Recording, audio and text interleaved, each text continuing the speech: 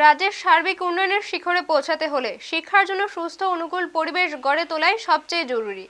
এমনই বার্তা দিলেন রাজ্যের জনজাতি কল্যাণ দপ্তরের মন্ত্রী বিকাশ দেববর্মা। তেলিয়ামুড়া বিদ্যালয় পরিদর্শকের অধীন মহারানীপুর দ্বাদশ শ্রেণী বিদ্যালয়ে মিড ডে মিল প্রকল্পের আওতায় নবনির্মিত ডাইনিং হলের উদ্বোধনী অনুষ্ঠানে অংশ নিয়ে তিনি এই মন্তব্য করেন। উদ্বোধনের পর মন্ত্রী ছাত্রছাত্রীদের সঙ্গে একই টেবিলে বসে মিড ডে মিলের খাবার গ্রহণ করেন। ছাত্রছাত্রীদের সঙ্গে আলাপচারিতায় তিনি বলেন, শিশুদের মর্যাদা ও নিরাপত্তার সঙ্গে স্বাস্থ্যসম্মত পরিবেশে পড়াশোনা ও আহারের সুযোগ করে দেওয়ায় ভবিষ্যৎ প্রজন্মকে শক্ত ভিতের উপর দাঁড় করানোর পথ। মন্ত্রী আরও জানান, এতদিন বিদ্যালয়ের ছাত্রছাত্রীদের ক্লাসরুম কিংবা বারান্দায় বসেই মিড ডে মিলের খাবার খেতে হতো। বিশেষ করে বর্ষাকালে রোদ বৃষ্টি উপেক্ষা করে খাবার গ্রহণ করতে গিয়ে নানা সমস্যার সম্মুখীন হতে হয়েছে তাদের। সেই বাস্তব সমস্যার কথা মাথায় রেখেই মিড ডে মিল প্রকল্পের আওতায় একটি সুসংগঠিত ডাইনিং হল নির্মাণের সিদ্ধান্ত নেওয়া হয়।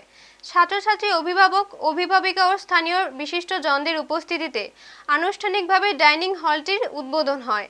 নতুন এই পরিকাঠামোর ফলে এখন ছাত্রছাত্রীরা স্বাস্থ্যকর পরিবেশে মিড ডে মিলের খাবার গ্রহণ করতে পারবে বলে আশাবাদ ব্যক্ত করেন সংশ্লিষ্টরা। ব্যুরো রিপোর্ট, নিউজ তৎকাল 24। মিডিয়া বন্ধুদেরকে হ্যাপি নিউ ইয়ার, নতুন বছরের শুভেচ্ছা। আজকে মহারানীপুর দ্বাদশ শ্রেণী স্কুলের নতুন ভবন, এখানে মিড ডে মিলের ভবন, নতুন ভবন উদ্বোধন হয়েছে। এটা তেলিয়ামুড়া আরডি ব্লকের মাধ্যমে করা হয়েছে। এখানে ছেলে মেয়েদের সঙ্গে আমি তাদের সঙ্গে খিচুড়ি খাচ্ছি, খুবই ভালো লাগছে যে আমাদের যে চিন্তাধারা,